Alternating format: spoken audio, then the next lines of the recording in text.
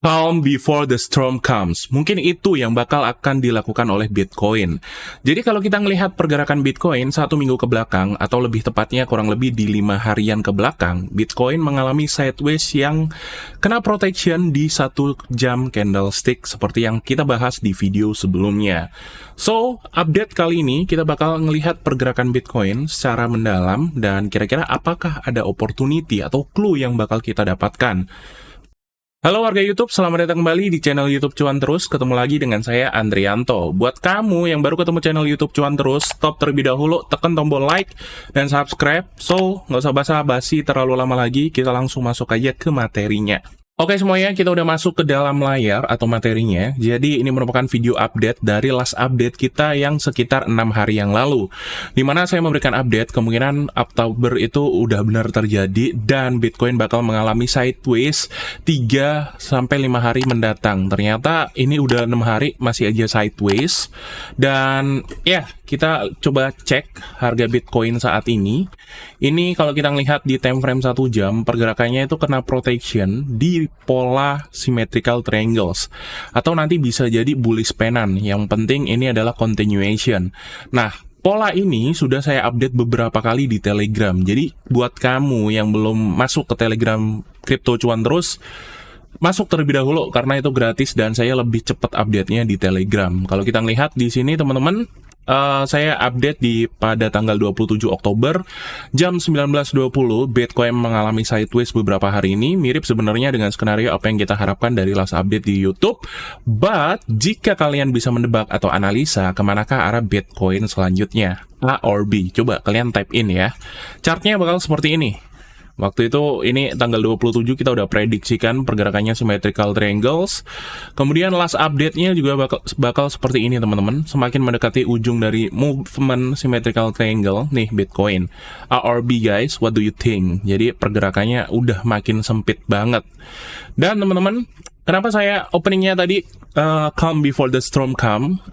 Kemungkinan besar apa yang bakal Bitcoin lakukan? Karena pada pekan ini teman-teman, tepatnya minggu ini, besok sama lusa di Kamis dini hari, itu bakal ada economic calendars atau news event yang cukup signifikan pada pekan ini. Dimulai dari hari ini teman-teman, nanti malam jam 9 WIB ya, malam itu bakal ada 2 news yang cukup signifikan.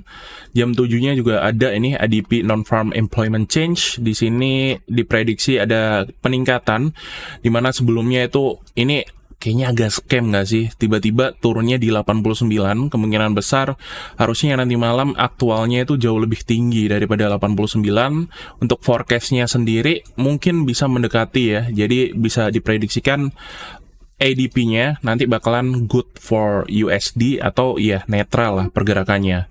Nah, di jam 9 malamnya itu bakal ada ISM dan PMI, kemudian JOLTS job opening, di mana ini merupakan data ketenaga kerjaan yang dibuka pada 1 bulan ke belakang, which is di Oktober. Kalau kita prediksi di sini mengalami penurunan, padahal di ADP-nya ini mengalami sedikit peningkatan ya. Cuman angkanya gue rasa masih bagus karena di bulan Oktober kemarin data ekonomi yang keluar itu menunjukkan indikasi bahwasanya ketenaga kerjaan di US itu masih dalam baik-baik saja.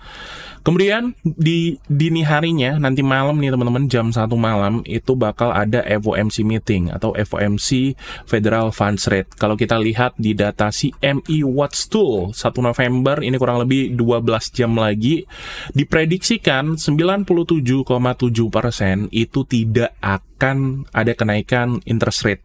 Namun ada juga probabilitas nih 2,3% itu bakal ada cut off dari interest rate, menurun sekitar 25 BPS ya. Cuman kalau kita melihat dari acuan datanya kemungkinan besar tidak ada kenaikan. Namun yang harus diperhatikan adalah bagaimana si statementnya tadi yang mungkin bakal diwakilkan oleh Jerome Powell ya. Itu cukup berbahaya.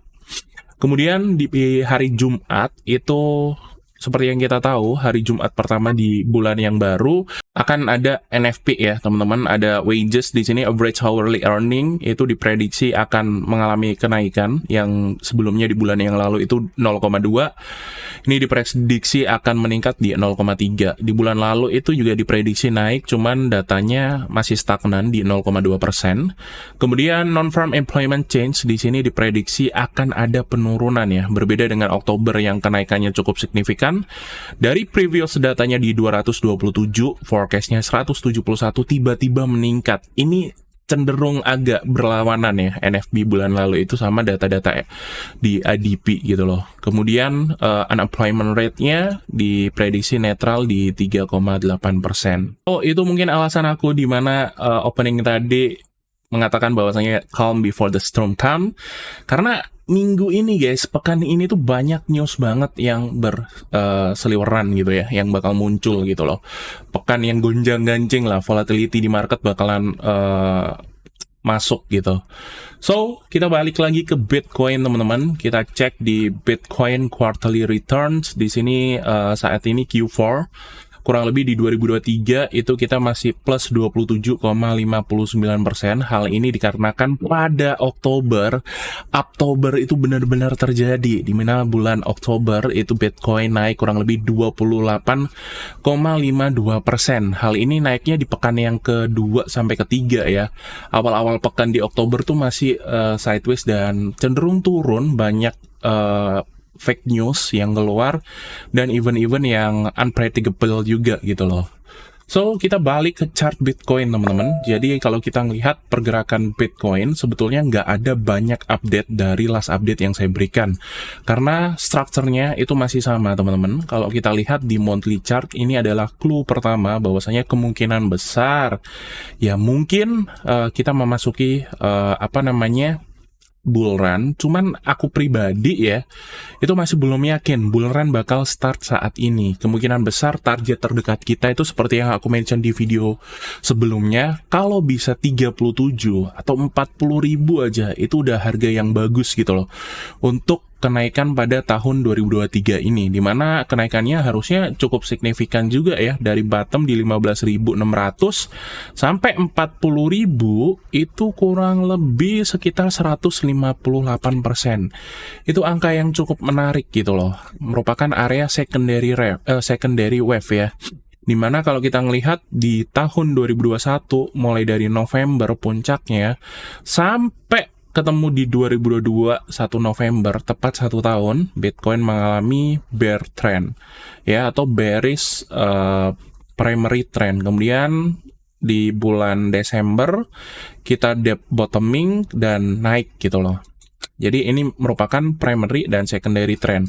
Kemungkinan besar ya kita bakal melakukan retest sekali lagi setelah ngevisit entah 37 atau 40 ribu untuk ngeretest apakah area ini kuat sebagai support gitu ya. Ini berdasarkan price action yang saya bahas. Kemudian kalau kita cek weekly-nya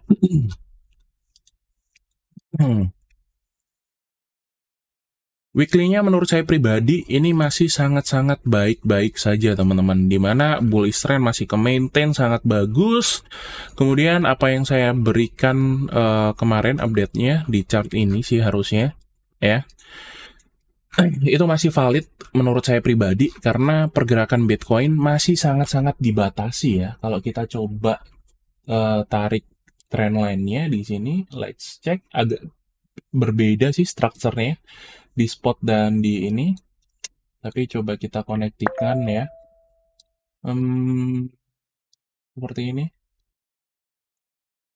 Oke. Nah, kalau kita lihat strukturnya di sini teman-teman, masih sangat-sangat possible gitu loh.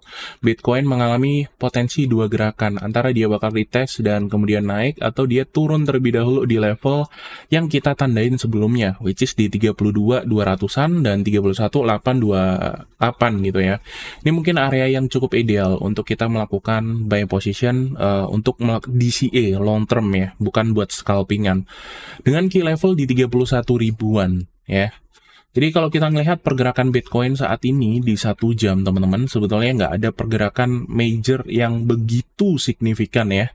Kalau kita melihat pergerakan di 1 jam di sini, kalian bisa lihat candlestick satu ini itu nge-protect pergerakan dari Bitcoin ya. Satu ini dia ngeprotek pergerakan dari Bitcoin. Jadi pergerakan di sini sebetulnya it's nothing gitu lah, cuman internal structure.